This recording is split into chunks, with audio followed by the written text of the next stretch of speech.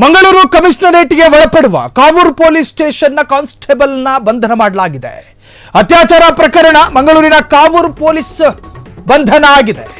Rape ಪ್ರಕರಣ ಕಂಕನಾಡಿ ಪೊಲೀಸರಿಂದ ಆರೋಪಿಯನ್ನು ಅರೆಸ್ಟ್ ಮಾಡಲಾಗಿದೆ. ರೇಪ್ ಪ್ರಕರಣದಲ್ಲಿ ಕಂಕನಾಡಿಯ ಪೊಲೀಸರಿಂದ ಕಾವೂರು ಪೊಲೀಸ್ ಸ್ಟೇಷನ್ನ ಕಾನ್ಸ್ಟೇಬಲ್ ಚಂದ್ರನಾಯಕ್ ಈಗ ಬಂಧಿತ ಆರೋಪಿ ಚಂದ್ರನಾಯಕ್ ವಿರುದ್ಧ ಮಹಿಳೆಯೊಬ್ಬರು ಪೊಲೀಸ್ ಆಯುಕ್ತ ಸುಧೀರ್ ರೆಡ್ಡಿ ಅವರಿಗೆ ದೂರನ್ನು ನೀಡಿದ್ರು. ಅದರಂತೆ ಕಂಕನಾಡಿ ಪೊಲೀಸ್ ಠಾಣೆಯಿಂದ ಪ್ರಕರಣ ದಾಖಲಾಗಿತ್ತು.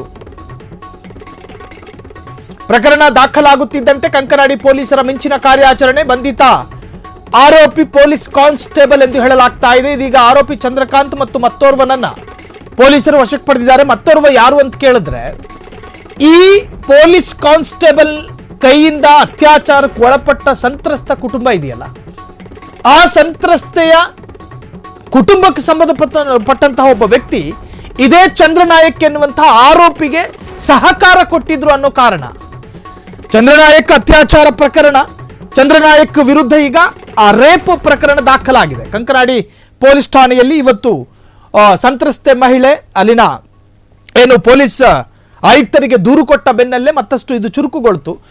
ಕಾವೂರು ಪೊಲೀಸ್ ಕಾನ್ಸ್ಟೇಬಲ್ ಅವರನ್ನ ಈಗಾಗಲೇ ಪೊಲೀಸರು ವಶಕ್ಕೆ ಪಡ್ಕೊಂಡಿದ್ದಾರೆ. ಆದರೆ ಈ ಪ್ರಕರಣದಲ್ಲಿ ಮತ್ತೋರ್ವನನ್ನು ಕೂಡ ಅರೆಸ್ಟ್ ಮಾಡಲಾಗಿದೆ. ಆ ವ್ಯಕ್ತಿ ಯಾರು ಅಂತ ಕೇಳಿದ್ರೆ, ಈ ಸಂತ್ರಸ್ತ ಕುಟುಂಬಕ್ಕೆ ಸೇರಿದವನೇ. ತನ್ನ ಮನೆಯ ಹೆಣ್ಣು ಮಗಳ ಮೇಲಾದ ಅತ್ಯಾಚಾರವನ್ನ ಪರಿಗಣಿಸಿಕೊಳ್ಳದೆ ಆರೋಪಿ ಕಾನ್ಸ್ಟೇಬಲ್ ಆದ ಮಾತ್ರಕ್ಕೆ ಆತನಿಗೆ ಸಹಕಾರ ಕೊಟ್ಟ ಪ್ರಕರಣದಲ್ಲಿ ಸಂತ್ರಸ್ತ ಕುಟುಂಬದ ವ್ಯಕ್ತಿಯನ್ನೇ ಪೊಲೀಸರಿಗೆ ಅರೆಸ್ಟ್ ಮಾಡಿ ಎಳ್ಕೊಂಡು ಹೋಗಿದ್ದಾರೆ. ಕಾವೂರಿನಲ್ಲೊಬ್ಬ ಅತ್ಯಾಚಾರ ಪ್ರಕರಣದಲ್ಲಿ ಕೇಳಿ ಬಂದಿರತಕ್ಕಂಥ ಆರೋಪಿ ಪೊಲೀಸ್ ಕಾನ್ಸ್ಟೇಬಲ್ ಅವರು. ಕಾವೂರು ಮಂಗಳೂರು ಕಮಿಷನರೇಟ್ಗೆ ಒಳಪಡುವಂಥ ಸ್ಟೇಷನ್ ಅದು ಕಾವೂರು ಸ್ಟೇಷನ್. ಸಾಕಷ್ಟು ವಿಚಾರಕ್ಕೂ ಕೂಡ ಸುದ್ದಿ ಆದಂತಹ ಒಂದು ಸ್ಟೇಷನ್ ಅದು ಕಾವೂರು ಪೊಲೀಸ್ ಸ್ಟೇಷನ್. ಅಲ್ಲಿ ಸಾಕಷ್ಟು ಪ್ರಕರಣಗಳು ಕೂಡ ಈ ಹಿಂದೆ ಸುದ್ದಿ ಆಗಿತ್ತು. ಸೊ ಈಗ ಮತ್ತೊಂದು ರೇಪ್ ಪ್ರಕರಣ ಸುದ್ದಿ ಆಗ್ತಾ ಇದೆ. ಆ ರೇಪ್ ಪ್ರಕರಣದ ಪ್ರಮುಖ ಆರೋಪಿ ಆ ಪೊಲೀಸ್ ಸ್ಟೇಷನ್ನ ಕಾನ್ಸ್ಟೇಬಲ್ ಚಂದ್ರನಾಯಕ್, ಆತನನ್ನ ಬಂಧನ ಮಾಡಲಾಗಿದೆ. ಜೊತೆಗೆ ಸಂತ್ರಸ್ತ ಕುಟುಂಬದ ಸದಸ್ಯನೊಬ್ಬನನ್ನು ಕೂಡ ಈಗ ಪೊಲೀಸರು ವಶಕ್ಕೆ ಪಡೆದು ಪ್ರಾಥಮಿಕ ತನಿಖೆಯನ್ನು ಕೂಡ ಚುರುಕುಗೊಳಿಸಿದ್ದಾರೆ. ಕ್ಷಣ ಕ್ಷಣದ ಸುದ್ದಿಗಳಿಗಾಗಿ ಫ್ರೀಡಂ ಟಿವಿ ಸಬ್ಸ್ಕ್ರೈಬ್ ಮಾಡಿ, ಲೈಕ್ ಮಾಡಿ ಹಾಗೂ ಫಾಲೋ ಮಾಡಿ.